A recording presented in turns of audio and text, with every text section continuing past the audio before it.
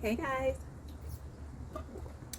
I am now almost 1 year into my weight loss journey, just like a week or so away.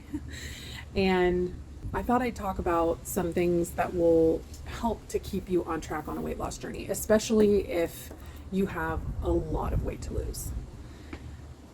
It's not always easy to stay on track. It's super easy to lose your focus and to do things that can be counterproductive. And I just wanted to give you some things to maybe help you refocus on. Just a little bit about me. If you guys are new here, welcome. If you don't really know a lot about me, I have a video that I did when I very first started this journey about a year ago, and you can click on it up here. That's going to have a detailed history of my diet history, how I gained weight, how long I've been heavy, all of those things. It's a very detailed video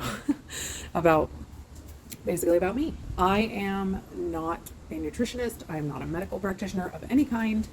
Anything I share is from decades of research and personal experience. I have been to see multiple specialists and people throughout my life that I have gleaned knowledge and wisdom from. And there are lots of YouTubers that I watch that I get information from, but I am a big fan of science-based research, and I try to incorporate as much of that as possible into my own personal journey. I am a perfectionist. That is something that you need to know about me. It's a problem, honestly. I'm a little OCD, and I've fallen into the trap a lot of, if I can't do it perfectly, then it's not worth doing at all. It's sabotaged a lot of my efforts in the past. That's just a little bit about me and who I am. So let's get into it. The first thing I would say to remember in order to keep you on track during a weight loss journey would be to do something sustainable. The only diet that works is the one you can stay on.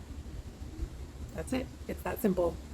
I have done super restrictive diets, from HCG to keto to slow carb to anything, honestly, you could probably think of. And they worked great for me as long as I had the motivation to stick to them, until I wanted a forbidden food and I fell off the wagon and I instantly gained back 15 pounds.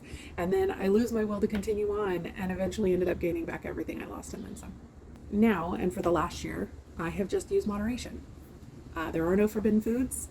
There are no bad foods. There are no good foods. Now, I'm not saying that there aren't foods that are better for your body than others. Obviously, that would be a silly thing for me to say. I know that there are foods, whole foods, that are going to be more nutritious for your body, and they are going to give you more nutrition and keep you full longer, and they're going to do more to help keep you satisfied. Obviously, that's a thing. That's just a fact. What I am saying is that if you are mentally saying and telling yourself, this is a bad food, I cannot eat this food, then there's going to be that part of you, if you like that food, that it's going to eventually cave and eat that food, and then you're going to beat yourself up over eating that food. It's not healthy for you. If you want a piece of cake, eat a piece of cake. Eat a small piece of cake and plan for it in your calories. Eventually, you're not going to want the cake as much. A year ago, I was eating 5 pints of ice cream a week, y'all. Now, I thought about buying one yesterday, and I was like, you know what? I have Skinny Cow ice cream sandwiches at home. I'm going to be just fine.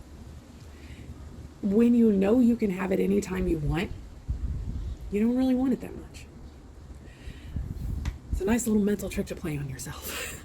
The other thing I realized is I don't feel as good when I eat those foods.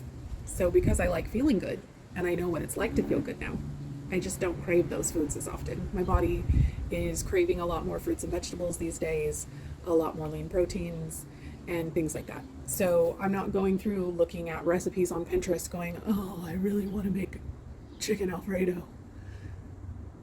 I'll make chicken Alfredo. I'll just make a lighter version of it because I can have a heck of a lot more of it that way. And I'll load it up with vegetables, or I'll have a giant salad on the side. And then I don't want as much of the pasta because I'm real happy with the salad.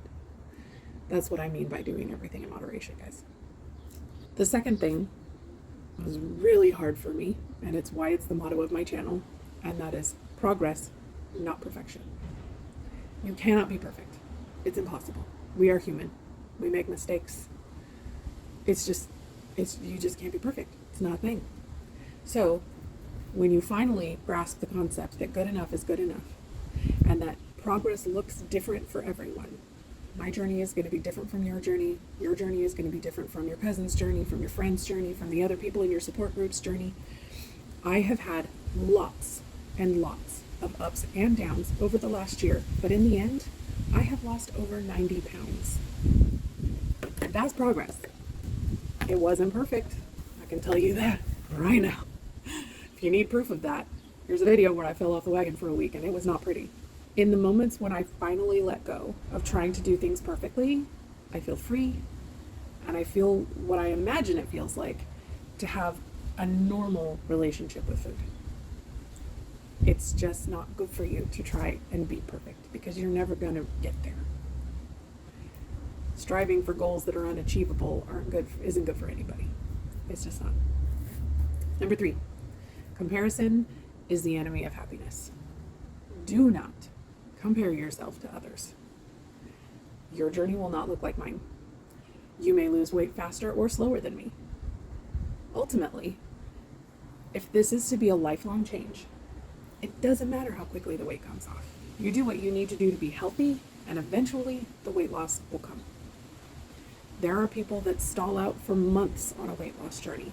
Unfortunately, your weight loss is going to slow down as your metabolism adapts. That's just the nature of weight loss. So, in addition to not comparing yourself to others, do not compare yourself to yourself.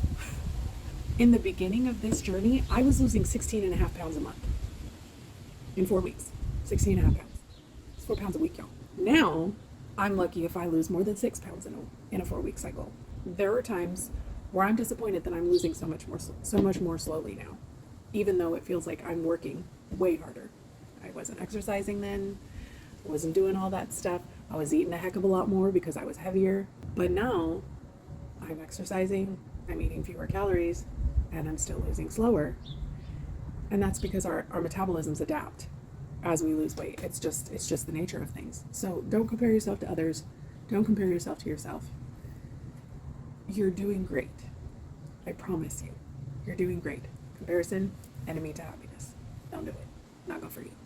Number 4, track your progress. I am not just talking about the number on the scale, y'all. Especially if you are a woman. Now, I'm not saying that weight fluctuation doesn't happen for men. But as women, we have so many things that affect our weight that have nothing to do with body fat. Our hormones, our sleep, stress, everything affects your weight loss. So find something to track other than the number on the scale. Take pictures.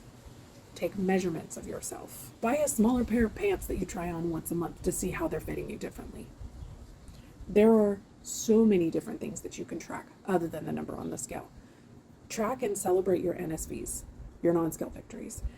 Staying on track on your meal plan, drinking all of your water for the day, getting at least 8 hours of sleep every night, making sure that you're doing a little bit of movement every day. That could be a 5-minute walk, you guys. It's a 5-minute walk that you didn't used to do, and that's something to celebrate. The pictures are huge, you guys. You don't need to share them with anybody else.